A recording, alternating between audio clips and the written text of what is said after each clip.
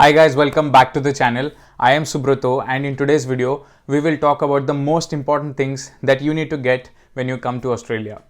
Firstly, you need to get your documents. That is probably the most important part when you're moving to some other country, be it Australia or Canada or United Kingdom. So in the documents, you need to get your passport, your student visa and your COE. These are the three most important documents. However, because of the whole COVID situation, a negative test report is essential if you want to come to Australia. But remember, if your COVID test reports are older than 3 days, it is likely that you will not be allowed to board the plane. So make sure that your COVID report is done only 3 days before your flight.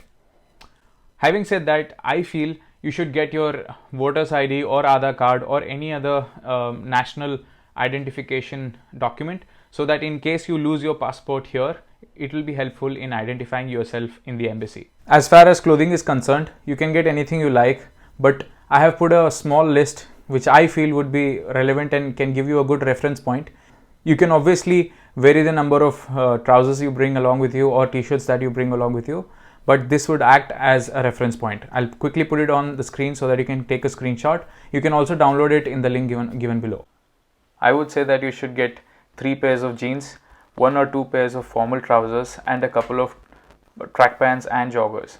If you are someone who enjoys going to the gym, get a couple of gym shorts, and as far as shirts and t-shirts are concerned, get about 4 or 5 casual shirts, a couple of formal shirts and one hoodie or a couple of hoodies, because in Adelaide and Melbourne and Geelong it's really cold during winters. Also make sure to get 1 or 2 traditional wears and remember to pack your undergarments, because in my personal experience, undergarments in Australia are not as good as we find in India. In my view, you should get 3 pairs in all, 1 casual, 1 sports and 1 formal shoes, and then a couple of chappals because you are in an island continent and it is likely that you will be on the coast. So if you're on the coast, going to the beach will be a weekly activity and chappals will be handy. As far as mobile phones and laptop are concerned, I would say that get any laptop or mobile phone you already have in India. Do not invest in brand new laptops and brand new mobile phones, because you'll get the same mobiles and laptops for a better price in Australia. But remember to get 1 pen drive and a hard disk if you're someone who enjoys taking a lot of pictures and videos. These things will be handy to store. A pen drive will be helpful in taking printouts and storing your files when you're going to university. Now, as far as utensils are concerned, I would say that you should get 1 pressure cooker, because you don't get pressure cookers here quite easily, and even if you find pressure cookers, they are really costly. But you don't have to get rice cookers. So there's a small difference between them, but Indian style pressure cooker is definitely something you should get. I would not recommend getting a lot of plates and forks and spoons with you, because you'll get them here for a very cheap price.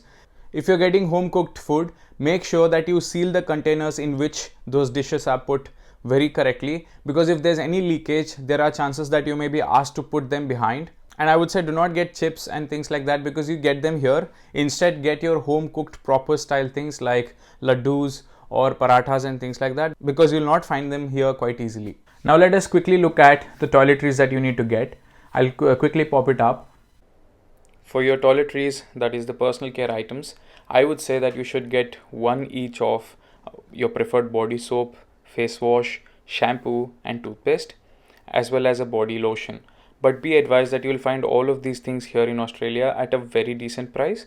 I would say that when you're packing, do not waste a lot of space on these items and get only the first month's worth of items, and you can buy the rest here and save the space for food and other important things.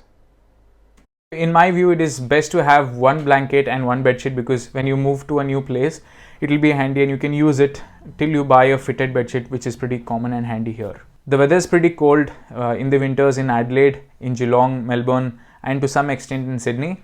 So it is best to get a beanie or a skull cap with you, which you can use. In case you don't get it, make sure you buy it here, because it will be handy. Because sometimes when you're out for a walk or you're going to university or coming back, it will be pretty cold and there are chances that you will catch cold. And now finally the most important part, probably the second most important part after your documents, is the amount of money you need to get with you when you come here.